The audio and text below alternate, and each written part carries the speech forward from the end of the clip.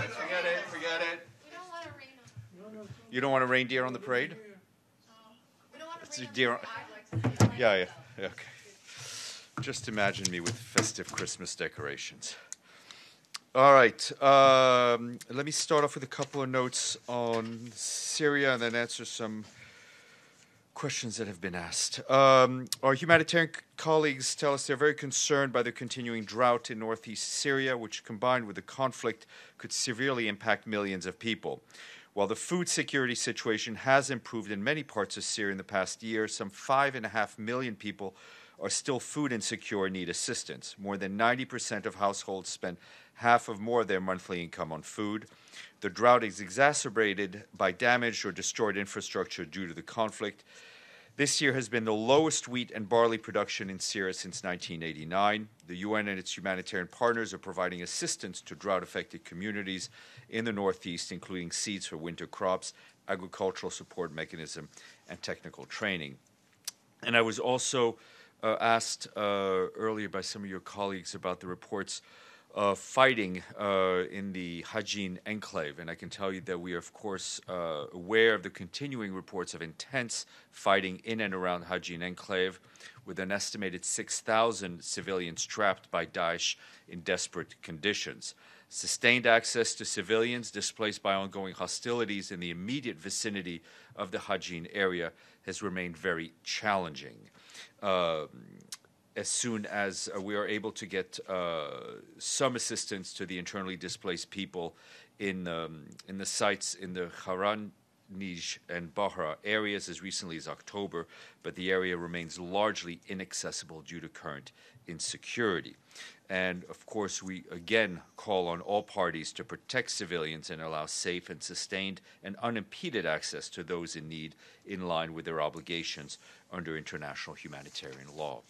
And I have been asked over the last 2 days about the situation in Guatemala, and in answer to those questions, I can tell you that the Secretary General regrets the government of Guatemala's announcement that it will expel 11 investigators and lawyers of the International Commission Against Impunity in Guatemala. Their work is integral to the fulfillment of the mandate of the Commission to combat impunity and to the Commission's efforts to strengthen the rule of law in Guatemala. The Secretariat had hoped that the requested visas of the Commission staffers would be issued promptly. The Secretary General values the dialogue of the government since his last meeting with President Morales and invites the government to continue engaging in an open dialogue with the Secretariat to address the situation as well as concerns related to the Commission. And back here this morning in the Security Council, the Assistant Secretary General for Political Affairs, Taya Brocozerihun, addressed the Security Council on recent developments in Guinea-Bissau, introducing the report of the Secretary General on the assessment of the Integrated Peacebuilding Office in Guinea-Bissau, led by independent expert João Juana. Mr. Zerihun described the political situation in the country as fraught with uncertainty. In his report, the Secretary General underscored the challenging political context in which the office operates, and said the office warranted recognition of the crucial role it had played in supporting the work of the Economic Community of West African State-led mediation process to resolve the political impasse in the country. His statement has been made available to you. And in a statement issued a short while ago, the UN peacekeeping mission in South Sudan strongly condemned the recent assault and detention of ceasefire and transition security arrangements monitoring verification mechanism team.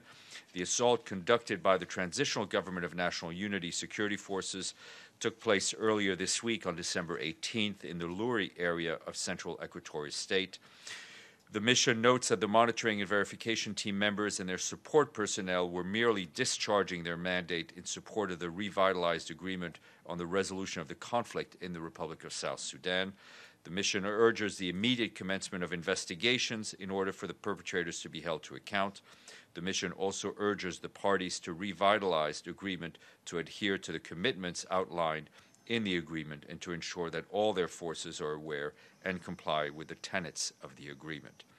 UNMISS calls on all parties to fully cooperate with the ceasefire transitional security arrangement monitoring and verification mechanism team as they carry out their mandate.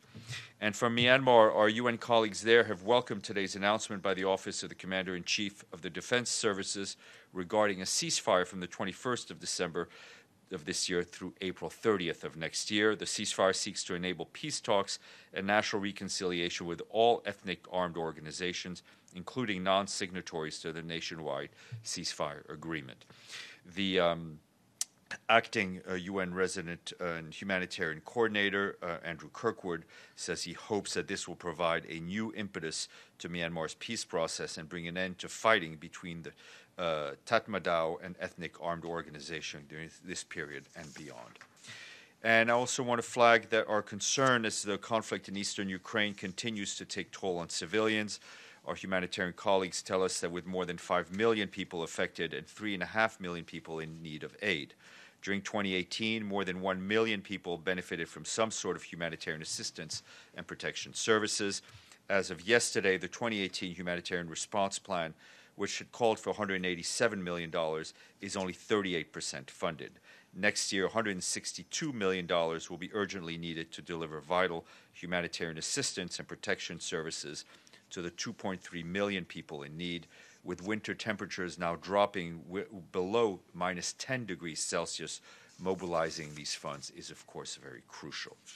And I do want to mention that due to the holidays, yes, there will be holidays, we will suspend our noon briefings starting from Monday onwards, and we will resume our regular schedule on Wednesday, January 2nd.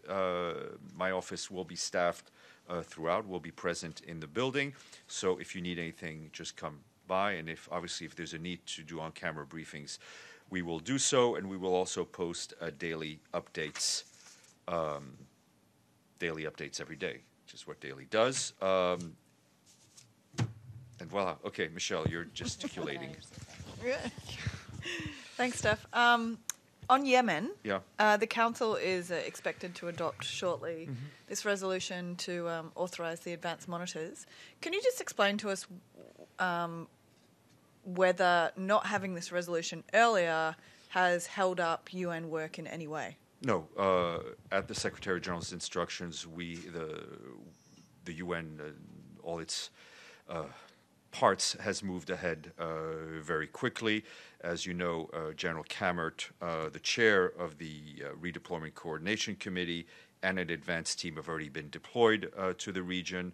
We'll be deploying additional personnel in the coming days as we scale up to support and facilitate the implementation of the agreement that was agreed to in Stockholm. And we, of course, urge all the parties to abide by the commitments made in Stockholm. Just a follow-up question: How big is this advanced team? It's a couple of people. I don't have hard numbers to share with you. Obviously, we will be scaling up as soon as possible. I mean, I cannot reiterate enough the Secretary General's insistence that people be deployed very quickly. Yep. Just to follow up on that as well, do you know how quickly they'll actually be in Hodeidah? And can you give an idea of the makeup? I heard something that one UN official said 30 uniformed observers. They will not be wearing uniforms, as far as I'm aware. As soon as I have a bit more precision on the numbers, I will let you know. Yep.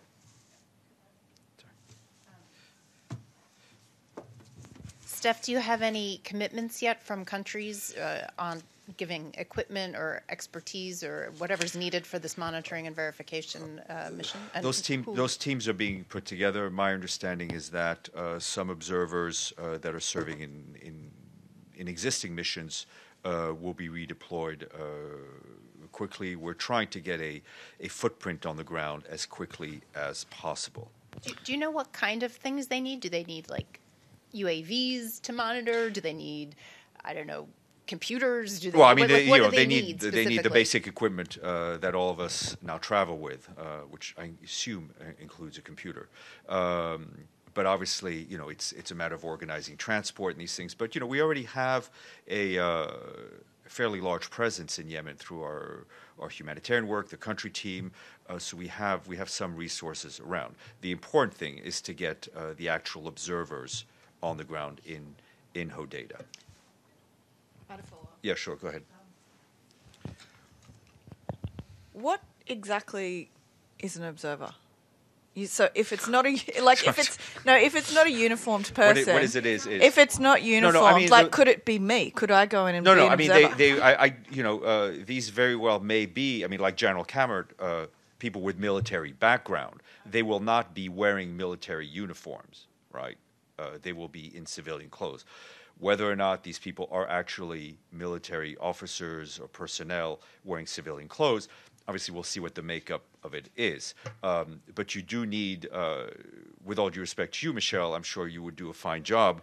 But this is a very serious and complex security situation. So obviously these would be people with a military or military-like backgrounds. But when there's an opening, I will let you know.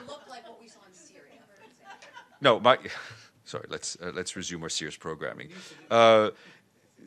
My understanding, as of yesterday, as of today, these people will not be wearing. They will be wearing distinctive clothing that marks them as UN, right? But they will not be wearing military uniforms. Let's move to Bangladesh. Thank you, Mr. Stéphane. Crackdown on opposition candidates and supporters by the ruling authority. Do you still believe the upcoming election of Bangladesh will be free, fair, and credible, as now they are disqualifying opposition candidates by using the courts? As I've told you, we're all following these developments very closely, and we're concerned by the reports of incidents of electoral violence and arrests of opposition members, and we call on all stakeholders to do their part to make sure that the election is inclusive and transparent. In this respect, it's of course very important that the security forces act to ensure free and unhindered campaigning by all candidates. Bangladeshi citizens should feel confident in their ability to safely exercise their right to vote. Civil society and electoral observers also need to be fully supported to play their role in this process. Yep. Thank you, Stéphane. As you know, Prime Minister Imran Khan spoke to the Secretary General yesterday and made some specific points with regard to the deteriorating situation in Kashmir, especially that it's an international dispute on the agenda of the Security Council and the responsibility of the United Nations to resolve it. Do you have any readout on the? I can tell you that I can confirm to you the phone call did happen, and it's centered on the issue of Kashmir as brought up by the Prime Minister. I assume you want to follow up from the other side of the line of control. Yeah. Essentially saying that Pakistan should mind its own business and Kashmir is an internal part of India. So your comments Look, on this? our position on Kashmir has been reiterated. There is an observer group as mandated by the Security Council. The Prime Minister wanted to speak to the Secretary General. It's only normal that the Secretary General speak to heads of governments and heads of state. And as I said, I can confirm that the call took place and that the Prime Minister raised the issue of Kashmir. Let's move to a different continent. Sorry. Thank you, Steph. Somebody could shut off whatever phone is ringing. That would be appreciated. Thank you. Okay. On Nicaragua, Steph, there's growing concern that the government of Daniel Ortega could begin a new phase of crackdown of opposition movements, especially after his government ordered or forced the way out of two independent entities that were investigating and studying human rights abuses throughout 2018. So now that the government has kicked these two independent bodies, pretty much is very uncertain, like how dire the human rights situation in the country specifically might be. So I wonder if the Secretary General has been following the situation in Nicaragua and if there is any kind of concern. Sure. I mean, I think we've. Yes, he is fully aware and following it. We spoke about it earlier this week, in which he expressed his concern and his wish to see an inclusive political dialogue. I would also refer you to what the High Commissioner of Human Rights, Michelle Bachelet, said today said she herself was extremely alarmed by the announcement that 2 key human rights institutions had to leave the country. The expulsion of these 2 organizations, she said, means that there is now virtually no functioning independent human rights bodies left in Nicaragua. Ms. Bachelet, I think, said she hoped that there could be some common ground with the government to reverse this situation, and she is the voice of human rights for the Secretary General. Back to the same Yemen issue. So the resolution call on not limited, but in monitoring the Hodeidah airport, port, etc. My question is, according to your understanding, what exactly will be there monitored? It's good movement of people. Can you go more into details there? No, I think I would refer you first to what was agreed to in Stockholm, which I think defines the parameters. The observers will be there to report back on violations as established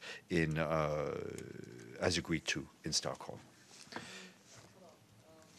So it also includes that the Secretary General reports on a weekly basis regarding commitment and whether the parties breached any parts or commitments of the agreement. According to your understanding, is it going to be also include other parties of Yemen, or is it only Hodeidah and the ports that were agreed? Right now, it's focused on the observers' mission will be focused on Hodeidah. Obviously, that does not mean our position on a halt to violence and military activity throughout Yemen has changed. We want to see calm throughout Yemen, but the particular mission of the observers will focus on Hodeidah. Michelle. Congo. Yes. The elections have been delayed a week until December 30. Mm-hmm. Does the SG have any comment on that? And what is the UN seeing on the ground with regard to tensions, etc.? We're obviously aware of the delay that was announced by the Commission, apparently for technical reasons. Ms. Zerougi, who heads the UN mission, who represents Secretary General on the ground, has continuously engaged with all in a view to holding peaceful and transparent and credible election. I mean, as you know, we are mandated by the Security Council to provide logistical support to the Electoral Commission. However, the Congolese authorities have not requested such support to date, so therefore we have not provided any logistical support. Any updates regarding the next meeting on Yemen, the political negotiation? How things? No, I mean, Mr. General Kammert's intention was to hold the next coordination meeting in situ. So we'll see how quickly that can be done. He had the first coordination meeting here via video conference and teleconference, and he very much hopes to have the next one in situ, as all the members of the Commission agreed to. Miss Monica, Merry Christmas, and all yours. Halas.